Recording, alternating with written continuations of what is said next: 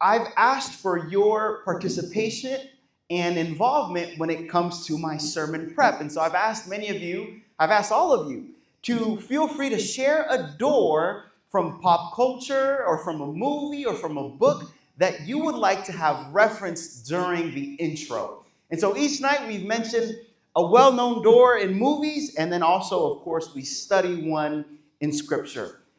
And so for this evening's intro, here is the most requested door of the week.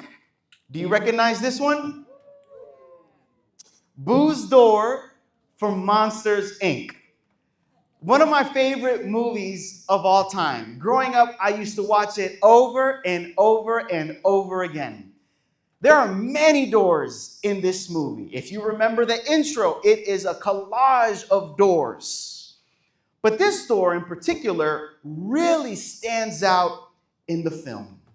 It's the main character's door.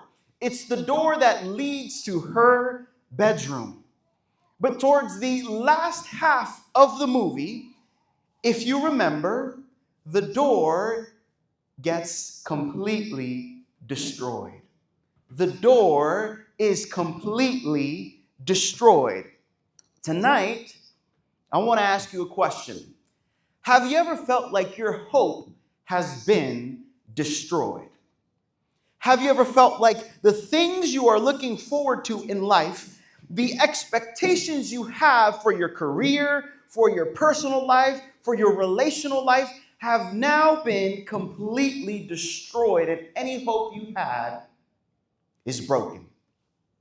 Well, this evening, our sermon is titled, Leave the Door Open. Leave the door open. Wouldn't it be nice if life worked that way? If when we feel hopeless, God would leave a door open so we could easily find a solution to our destruction. Wouldn't it be nice if there were doors open so that when we knew there was destruction nearby, we can just quickly find a place of refuge and a place of hope? What has made you feel hopeless before? What life circumstances have been destroyed for you? Well, this evening, as we have every single evening, we're going to look into the scriptures so we can find a door towards a solution and hope for all of our problems. In today's passage, we're studying the book of John, and we're specifically in chapter 10. If you have your Bibles, you can turn to it. The verses will also be on screen. Here, we'll find a message that presents a solution for when life's circumstances causes us to lose hope. This passage takes place while Jesus was confronting spiritual leaders who gave false hope to the people. And so we find Jesus sharing this message in John 10, verse 7. So he explained it to them. I tell you the truth, I am the gate for the sheep. This translation uses the word gate, but if you have a different translation, you might find that it actually does use the word door. Jesus says, I am the door. Verse 8 then continues. All who came before me were thieves and robbers, but the true sheep did not listen to them. Verse 9, yes, I am the gate, or some translations, I am the door. Those who come in through me will be saved. They will come and go freely and find good pastures. And verse 9. Sorry, that was verse 9. Jesus says that he is the door. He is the gate. I really love the visual language that Jesus was using in this text. It fits the theme perfectly. Jesus presents himself as an entrance for all who are willing to come in through him and be transformed. We are the sheep, and he is the good shepherd. But wherever there are sheep, danger is never far away.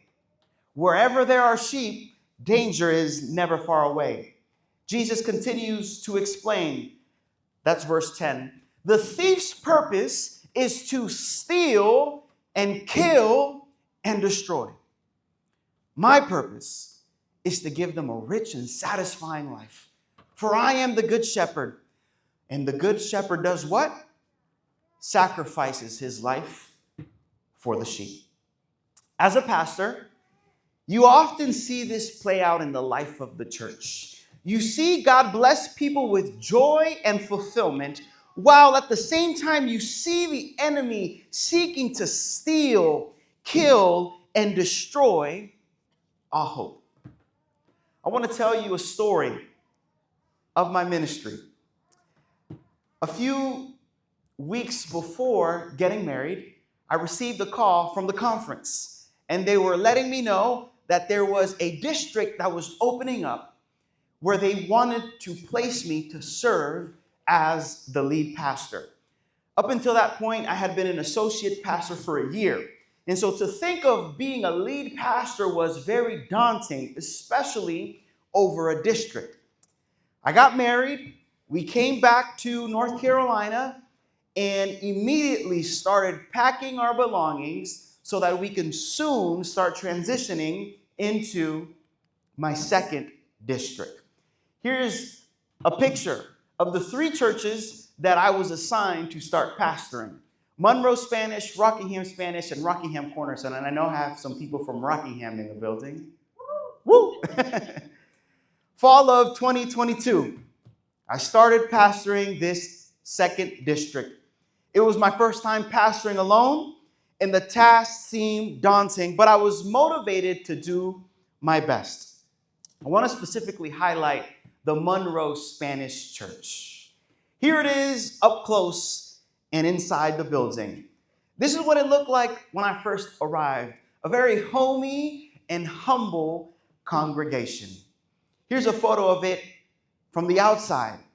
A sweet church, a very old building that had been passed down to a Seventh-day Adventist group that started to grow back in the 90s. And today, that was still their church. I remember being introduced my first Sabbath there, and I was so excited to be in such a sweet place. 2 weeks into pastoring this district, this is what the Monroe Spanish Church looked like. I remember I was at home on a Wednesday night, and it was around 10:30, 10:45 p.m. I was in the shower, and when I step out of the shower, I look at my phone before going to sleep, and I find dozens of notifications from my head elder, who had sent me so many texts and so many phone calls that I had missed. I had no idea what was going on, but I started to freak out. Not because I thought something was wrong with the church, but because I thought something was wrong with ministry. Because I said, there's no way I've got a head elder calling me so much this late at night. What could possibly be so important? And so I braced myself and I said, he's probably going to ask me to go visit someone, or maybe he's going to tell me that there's an emergency going on, or maybe it might just be something completely unimportant. And I still have to take the call because it's my head elder. And so when I call him back, he says, Pastor, did you see the pictures I sent you? I'm like, no, I did not. Let me take a look. And here it was.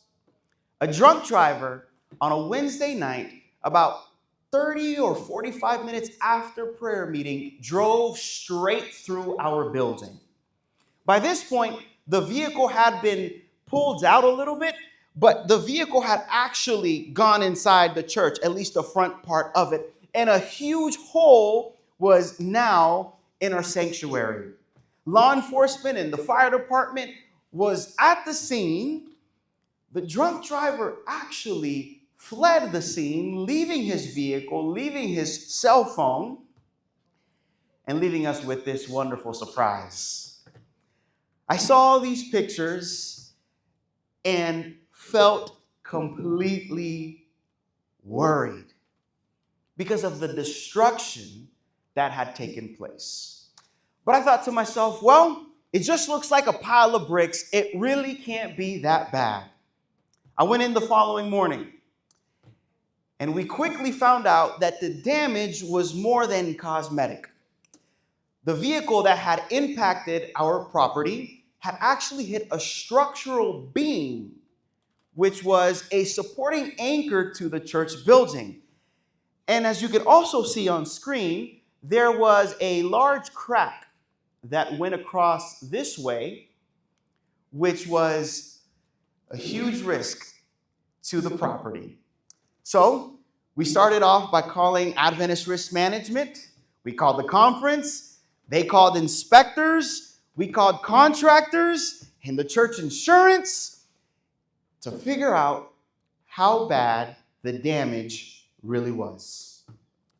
They recognized that there was the potential of having to knock down the entire building and build a new church from scratch. And the only thing I could think about was the thief's purpose is to steal, kill, and destroy, and he definitely did some damage that night. I wondered, okay, God, you're just going to let this happen to the church? How will this church have a rich and satisfying life? How can we have any hope to do any ministry when we might not have a building to worship in? Well, fortunately, we did have the fellowship hall. And so the members, they came out and started by building a platform in the fellowship hall where we normally have Sabbath lunch and put out any chairs that we can find. And as you can see, some of those chairs were definitely for toddlers, but we had some grown folks sitting on them too. I was pessimistic about church attendance during this season. But to my surprise, there was turnout. By the first Sabbath, some members had actually put carpet on that platform that they built, and people still came to church. And during this season, the church actually started to grow. It wasn't just the members showing up, but new believers stepping foot in the fellowship hall to hear the word of the Lord. But while we were in the fellowship hall and we would leave every Sabbath afternoon, you could not help but notice the hole in the wall. A piece of plywood had been placed there just to keep any rodents from getting inside of our sanctuary. But you already know there was many complaints during this period. Of course, we were having a good time worshiping in the fellowship hall, but people wanted to go back in their building. My stress levels went through the roof. I'm a pretty chill person, but there were some nights, my wife can testify, where I was just kind of freaking out, wondering, how am I going to get through this? Because I was not trained for this. I'm not a general contractor. I know nothing about construction. I can preach a good sermon, but don't ask me to lay down a single brick because I just don't know how to do it. A contractor was hired, and things started to be repaired. They had to take out about a third of the bricks that were inside of the building to start restructuring the church from the inside and also from the outside. Things started to be repaired. And as you can see, the bricks were put back up. But obviously, it didn't quite match aesthetically with the bricks that had already been there for many decades. And I remember seeing the process and taking a good look at our facilities, seeing the things that needed to be repaired. And the church was noticing the same things too. That yes, there was definitely need of reparations, but maybe it was time to go above and beyond. Maybe there was something that God wanted to do that no one expected in the midst of the destruction. The congregation had never been in a position to renovate, but now there was some motivation. And so in a church business meeting, the church decided, look, we're not in our building right now, so why don't we go all out? We don't have a lot of money, but why don't we make our church look good for the Lord? Why don't we invest in not just repairing what was damaged, but remodeling it too? And so began the process. Once everything that had been damaged was repaired, once the structural beam was replaced, things started to look different aesthetically inside the building. We found that God was willing to do more than just repair what was destroyed, but also remodel it, but also transform it to make it look completely different than ever before. And so funds seemed low, but we prayed hard and fervently throughout the project. Stress was intense, but things started to look different.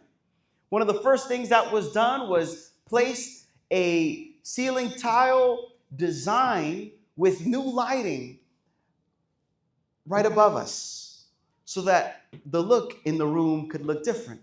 And also drywall was placed on top of the brick with insulation behind that too, of course, so that things could look just a little bit nicer. And so I remember literally going to church every single day.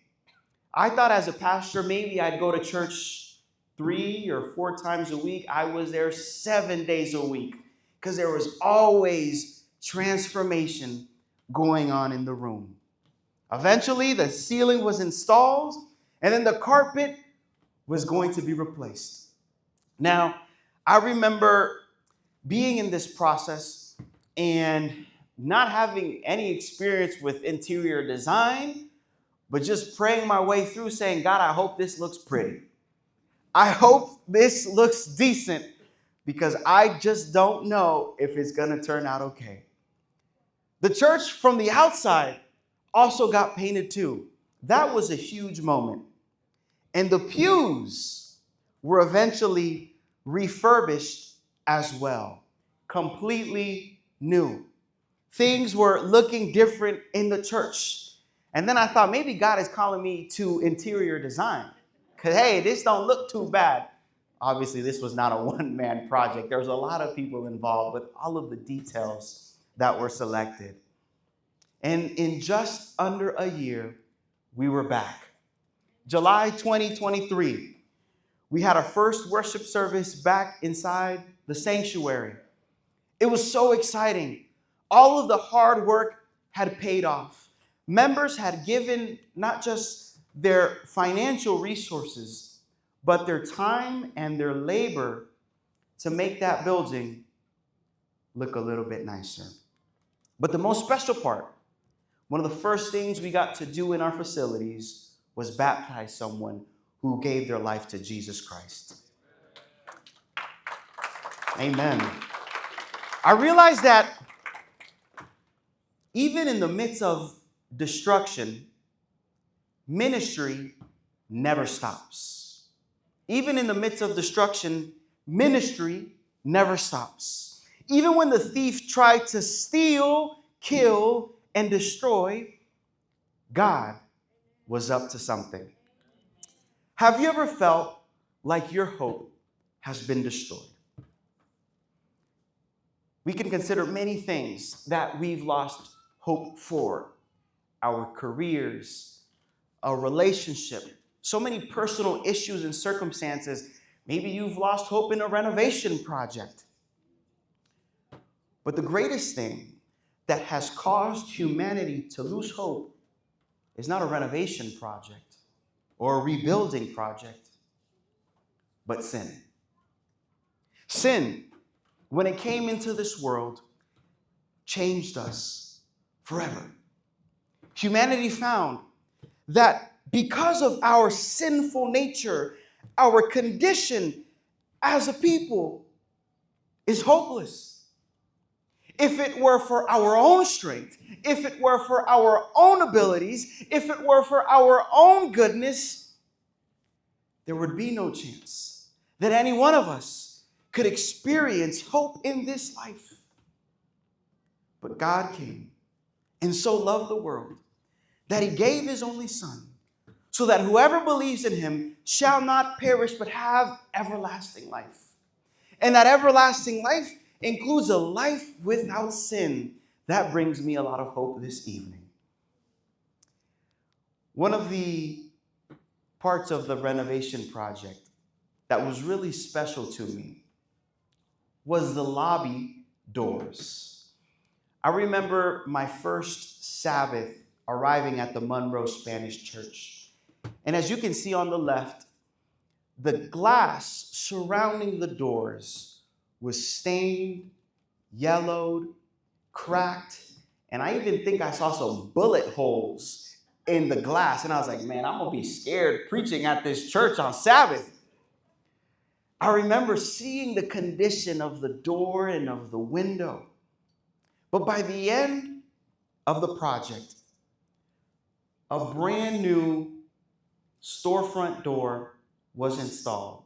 Brand new glass, brand new frame, and it looks spotless once it was cleaned. Completely restored. And this reminds me of what God can do to your heart. When we come to him, we too are stained, cracked, and broken. But God can do something special. God can completely restore you. We started the message talking about Boo's door and it being completely destroyed by the end of the movie. But one of the main characters in that film put in the work to put every single piece back together and reconnect with the little one who was behind that room. And today, Jesus stands at the door of your broken heart and is knocking and says, if anyone hears my voice and opens the door, I will come into him and dine with him and he with me. Jesus wants to save you. And God does this through what Christ did on the cross. Jesus destroyed sin itself. So that's what it means by Jesus being an open door. When we ask God to leave the door open, wouldn't it be nice if life worked that way? If when we feel hopeless, God would leave a door open so we can quickly find a solution to our destruction. Well, God does leave a door open. And Jesus is that door. As he stated in John 10, that he is the good shepherd.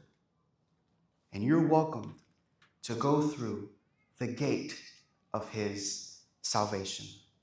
And so this evening, I want to give you just a couple of minutes, once again, to discuss one of the three questions that's on screen so that you can continue to process what we've been discussing this evening. Let me read these questions for you, and you pick one that resonates most for you. Number one, have you ever felt like your hope, faith, or future was destroyed? What helped rebuild it?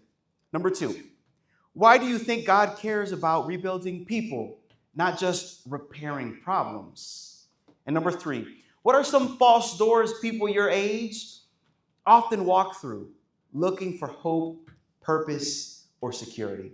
I'm going to give you a couple minutes to discuss with 2 or 3 people any one of these 3 questions that's on screen. Feel free to share, and then I'll come back up, have a prayer, and we'll hear our closing song. The time is now yours.